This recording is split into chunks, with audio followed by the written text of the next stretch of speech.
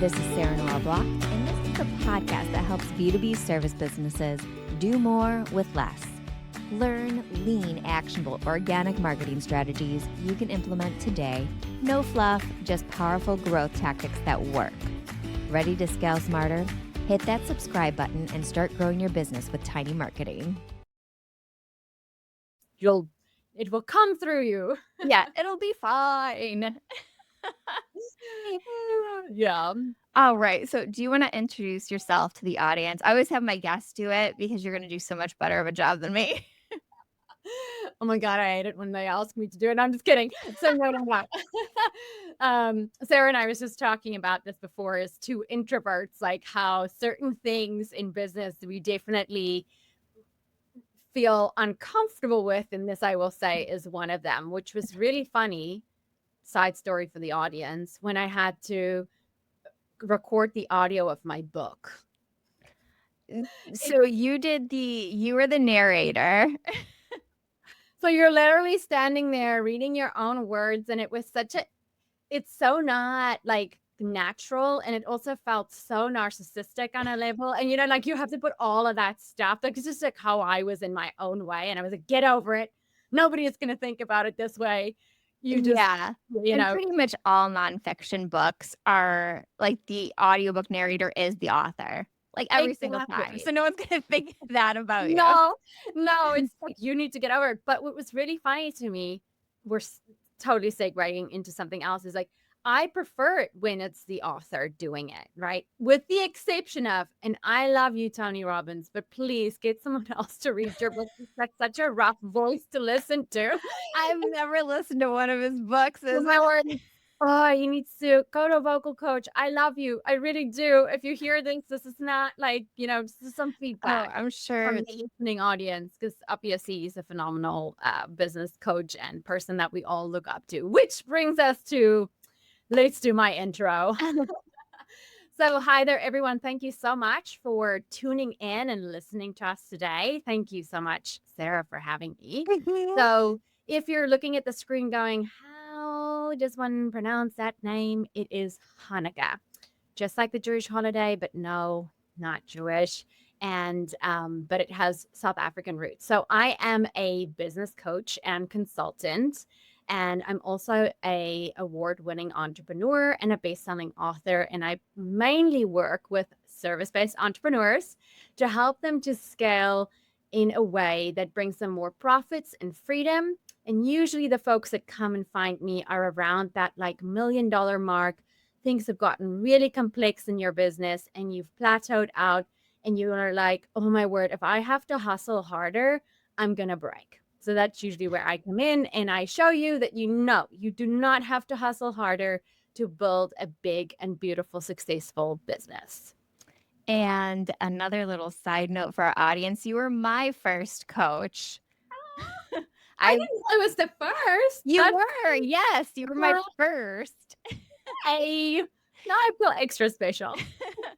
So I have talked endlessly to my audience about how I burned out at the beginning of my business. And I just like burned the whole thing to the ground and just tried to start something a little bit new. And that's when I came to you. I was like, I got so many clients so quickly and I don't know how to handle it. So I came to you and you helped me with that. Yay. I'm so glad. Yes. And I remember you coming to us and, we had a mastermind running at the time and you were just such a beautiful addition. And I loved what we got to work on with you and really, which is what I really love doing with people. I like looking at the business owner and then building the business around the needs, the desires, and the lifestyle that the business owner wants versus corporate America thinking of like, this is how we build businesses, this is how we scale them, and you just have to fall in line and follow this cookie cutter strategic method. Yeah, you were the first person to introduce me to human design too. I had never heard of it before that, and it comes up all the time now. What is this? 5 years later, I think. It comes up fairly regularly. And something that you taught me when I was in your mastermind, like, was a question in one of the Slack groups I'm part of last week. And I was Oh, like, well, like, it rich. was like such a simple thing that solved so many problems. It was have a team meeting with your freelancers every week so you guys can get on the same page and make sure the projects are running smoothly. And I was Yeah. like, but can I? They're my freelancers, they're not employees. And you're like, no, you can. Yes, you And it can made demand me that. skip it. As their client, you are allowed to demand that time of them. Yes. Uh, And I'm obviously, still working with the same ones. I love see, it's because you did those meetings. It just helps everybody. Yeah. Communication is key. Yes. So today we're talking about something similar to that. So when you are growing, everybody ends up feeling those growing pains. Your business hits a certain spot and you're like, okay, I was one person and I was just doing my thing. But now it's grown to the point where maybe I need to scale. I need to think about my offer differently. I need to structure my team differently.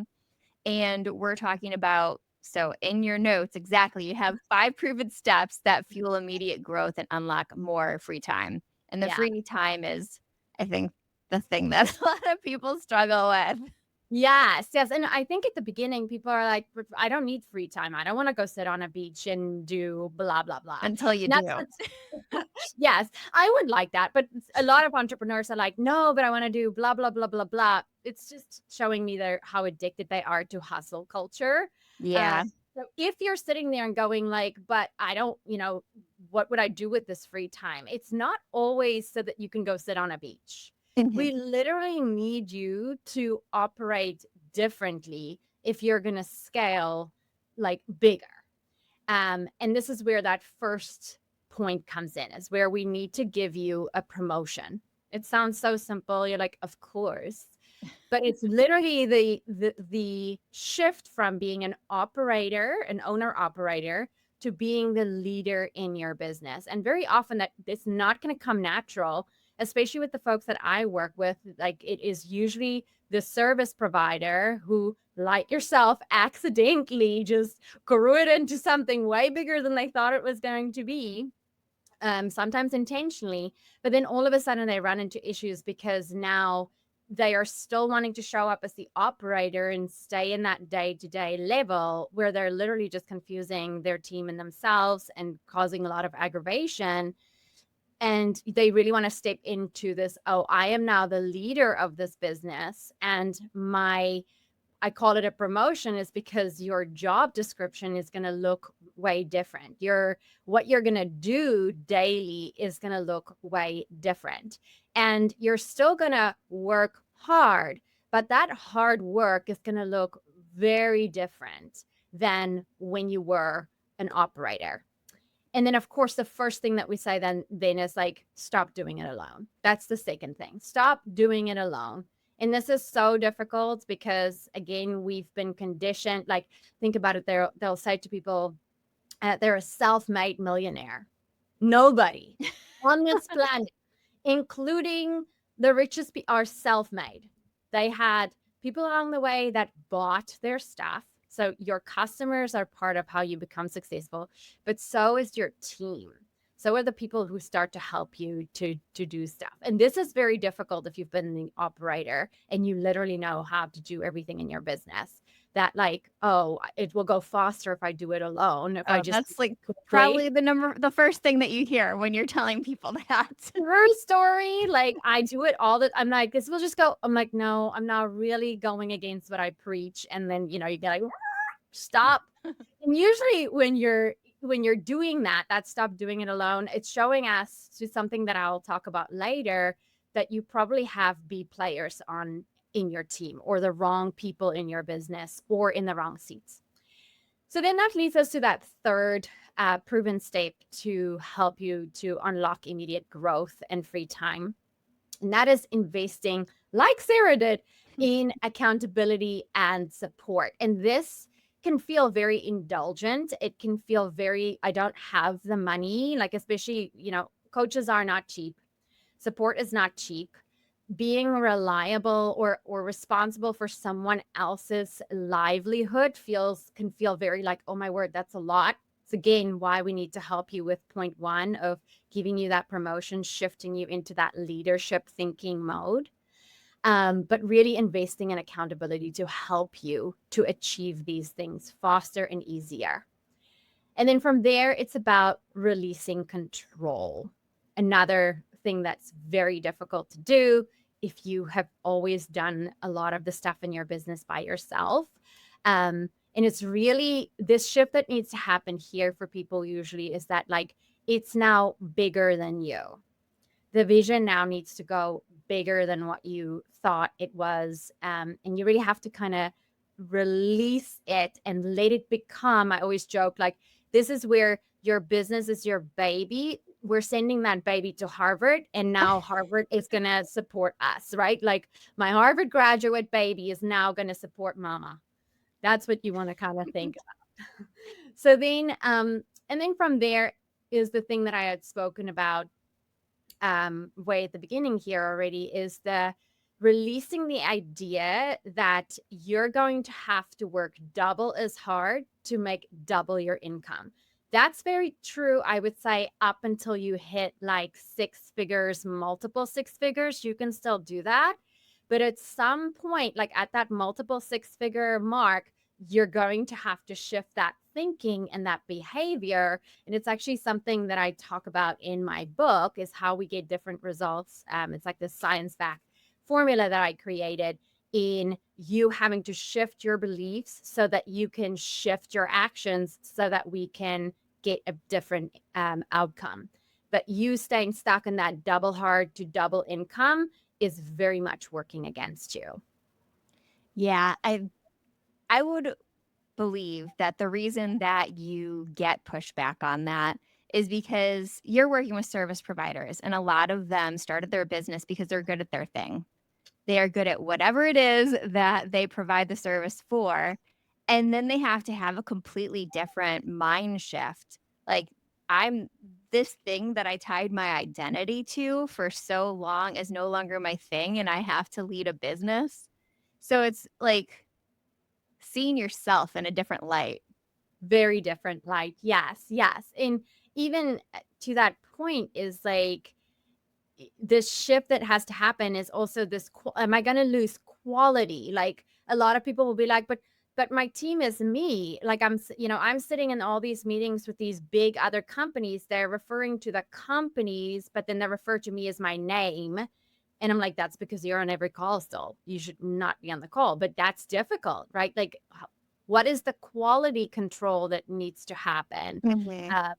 And will I be, it's an objection too to scaling. Like, I want to scale, but I don't want to lose the quality of the service. And therefore, I have to be in control and do it all. Yeah, you have to be so strategic when you start adding team members in. I Yes. know that that is something that I struggled with when I started adding people in is quality control. Like, how Yeah. do I make sure that it's all at the level that it was when it was me doing the work? And there were definitely points where I was like, "Oh, okay, well, this isn't working out. I need to find a new way." And that was Exactly. still at the point because I was hiring people when I was with you. So that's something that we worked on together.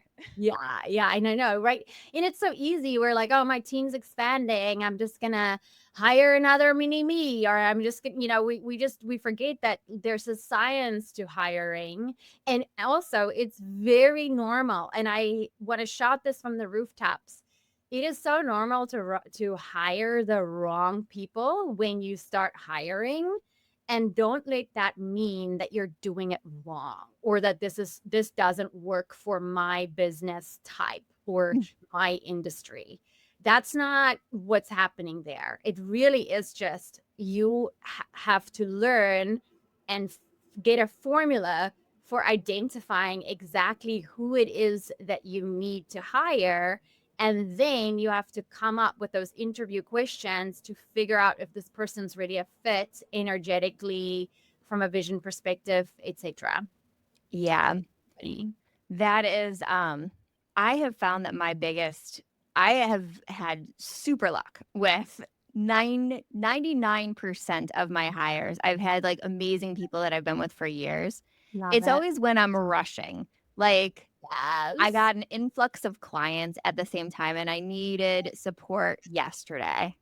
Yes, yes, and that's Definitely usually makes when it sense. happens, like, that's we have beautiful examples of massive companies that run into these issues, right? Uber, WeWork, like, think of massive companies that you think there Oh, should be I a watched the show on Uber and all the mistakes they made. It was so good. right? So please, like, know that everybody and their mom who runs a business makes massive mistakes.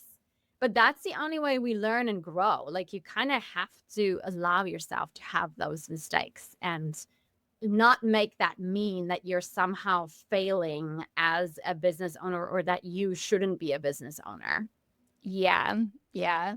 That is a good segue into talking about the mistakes that people often make when they're scaling or not even necessarily scaling, but growing. So Yeah. what do you see most often happen where you're like, this is easily solvable? So this is going to sound so silly, but it is really funny to me how often it happens is there was enough clarity on the vision wasn't created. It was an idea, but the idea wasn't fully fleshed out or really thought about and methodically planned out. And Let's or pause for 1 second. yeah, Is it the vision of the business or the vision of the role? the vision of the business. So Oh, where okay. we are going. What do we want this business to become? Um, you know, and that's like really, really clear to where it's like this is what we're committing to, right? Yeah. And so, and then understand, and the reason why people don't do it, I so see why people don't do it because number one, you want to get it perfect, right? You got to get the right vision. Is this the Yeah. right vision for the business? Two, is this possible? Like all the Like main people, imposter syndrome. Like, yeah, like are these dreams too big? yeah, are these dreams too big? Is little me gonna be able to handle this? Like, so that's where vision can get blurry and or you're not reconnecting to your vision enough. So you kind of had your planning session and then you completely forget about it and you're just like start running. And then 3 months down the line, you're like, oh my God, we've started running over here. And I didn't even notice it because big things came up that I thought was important and I kind of lost sight of where we were going. And the reason why vision is so important is because every single uh, decision that you make should tie back into, is this getting me closer to that vision or not? And that vision includes like for the health of my business, my employees, and myself, right? Did we even go that deep on the vision of the business? At what point do you think people need to think about the vision? Because the companies that you're working with, they may not have ever known that they needed a vision beyond the thing that they do. Yes, yes. So from day one, right? We Oh all no. done. No, no. So here's what I mean with that, right? Right. Sometimes the vision is as simple as this year I'm gonna make, in the beginning, it will be something like this year I'm gonna make $100,000. Yeah. Right. That's usually where it starts. Or I just want to replace my income with whatever you were doing before. That's usually where it starts. But then what often happens is we start to negotiate and compensate and like compromise because either we're missing certain milestones and then we rework the vision because it must be wrong, Yes. right? Okay. I see what you mean by vision. Like even when I was freelancing and still working corporate, I had a vision. I was like, I want my freelance to cover my daycare costs because my kids were little then. Yeah, there you go, right? So that's a vision. That is vision. That's as simple as it is, like that's beautiful. But now you have the vision, so now let's work it back.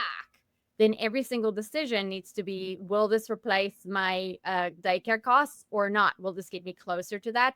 And then very often you want to check back in with the vision to go: is this still important to me? Does this still pertain? Yeah, that is really valuable. I hope everybody pauses right here and just thinks for a second if they do like to use the vision that you have for your business as a lens for all of the questions that come up, all of the forks in the road that come up. Does this road get me closer to the vision that I have? Exactly. So it's really just acts as a North Star. Yeah. And very much like a rainbow, right? We're going to walk towards the rainbow, but the rainbow is going to keep moving. That's going to happen with your business as it gets bigger. You're never going to hit You're not going to find that rainbow. No. Where's Right? You're the never going to hit gold? the pot of gold because human desire is such that we are born to desire more. And so that's very important that you have that vision, which now directly pulls me into, I didn't even write this down, but this is also a pitfall in that we are not, as entrepreneurs, wired to give ourselves high fives and go, oh my God, fucking, excuse my French, I rock. It's okay. Explicit is marked on my Oh, podcast. okay. I'm sorry. I worked on Wall Street. This is what I left over. Mom, I love you. I'm sorry. Anyway, so basically, you really want to make sure that you. I've lost my train of thought now. I didn't write this down, and now that's a problem.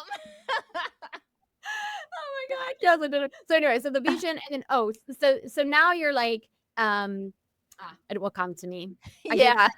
I didn't say a lot about it. You guys heard it. If you have questions about it, I'm gonna ask you a little bit more. This is my perimenopause brain kicking in. A thought is here, it's gone. But then the next thing about it, is the leadership, right?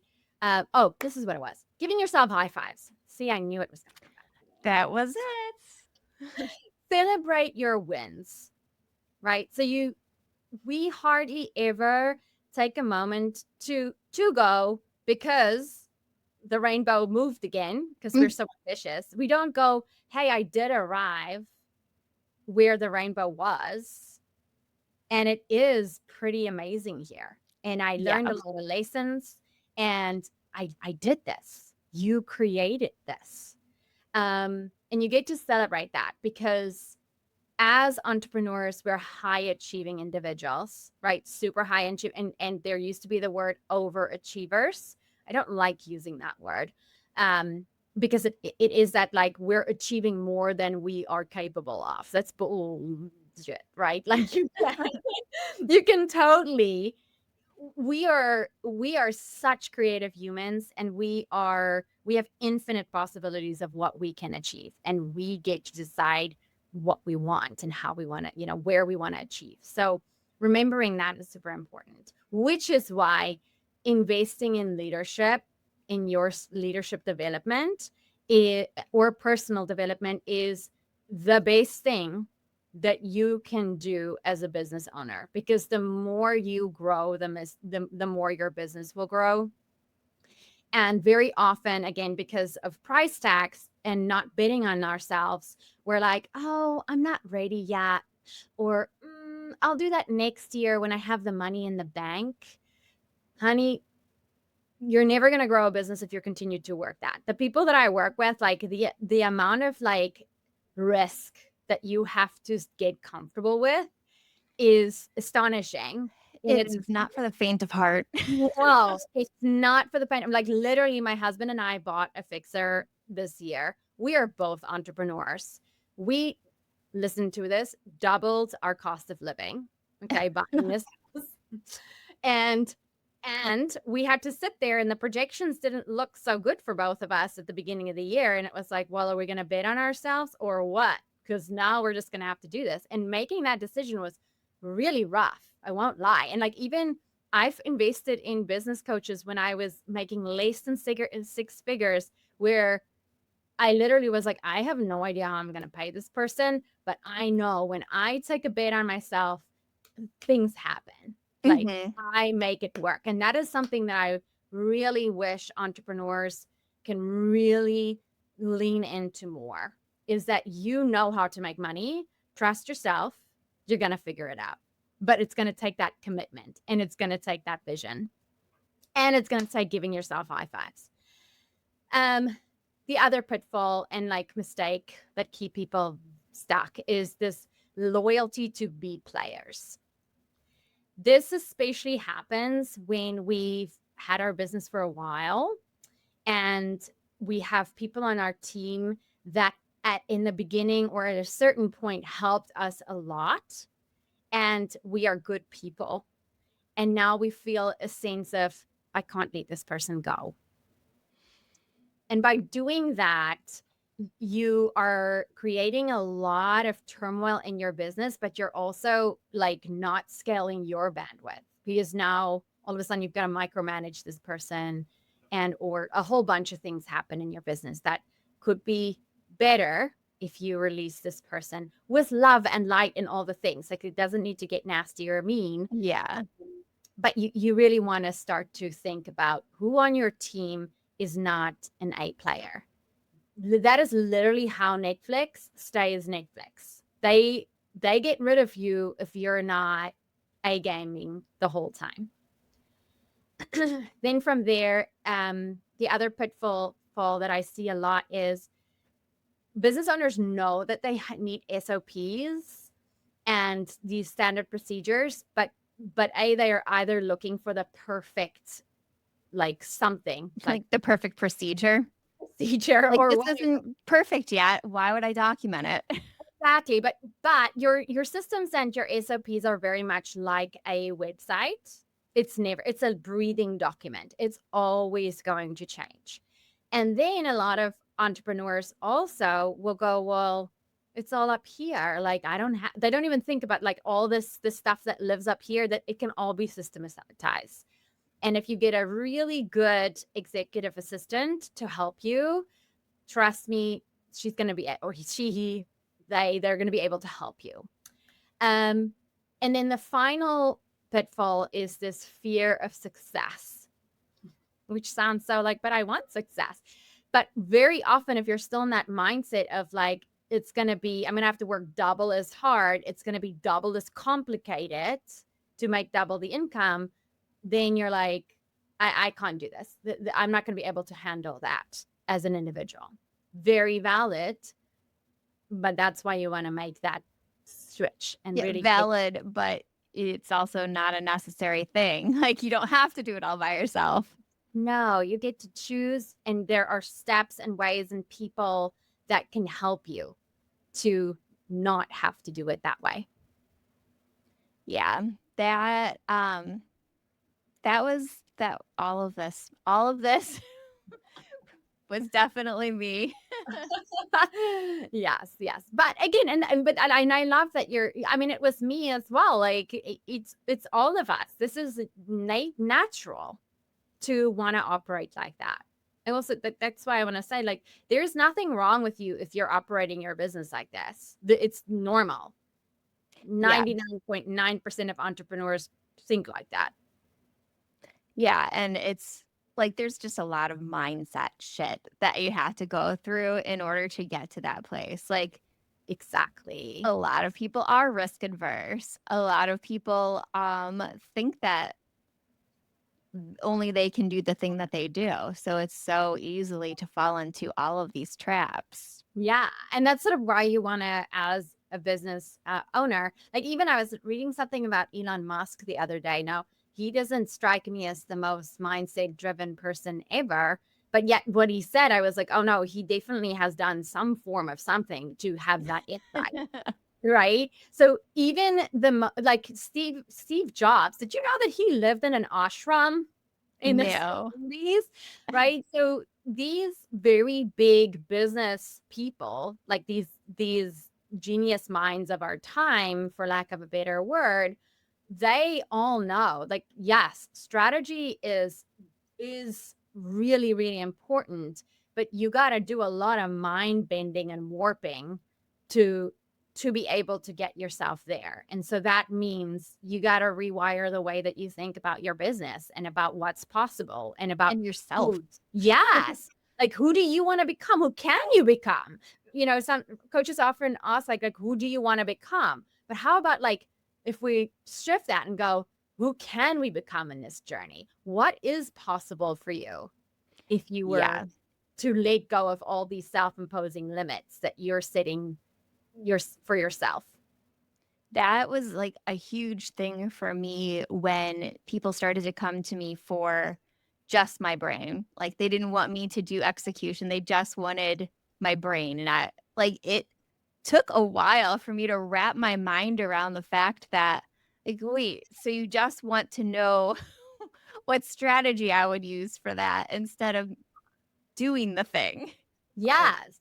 Right? make it There's work. value in that. Like understand, and that's who you like sort of, who you can become for your team, where you become the brain and they become the executors. Yeah, and that's definitely what I've done on the retainer side of my business. I am Yes. just the brain.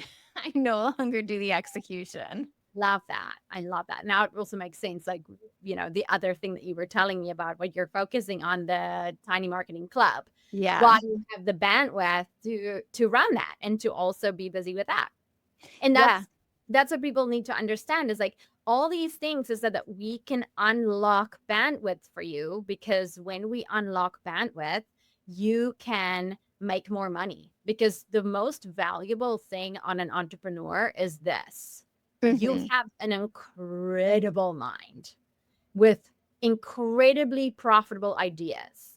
And unless you don't get very clear on your vision, because if you're just ideaing it off to your team the whole time, that can drive them nuts as well. But if you don't, open yourself up to even have space to have those ideas and creative solutions, then you're also stunting your growth and your profitability.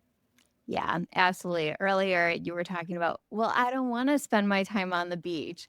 But it's like this is actually what you can be doing with that extra time is starting a new offer that is just more scalable. So you can have the business that's already established and then something new, Exactly. And then there will be something else. And and then something else and something else. exactly. And then before you know it, we'll be at your house and your mansion having a party.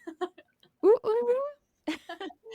So the Uh, last thing on our list for this conversation is the entrepreneurial map yeah. that leads to higher profits. So let's talk about that.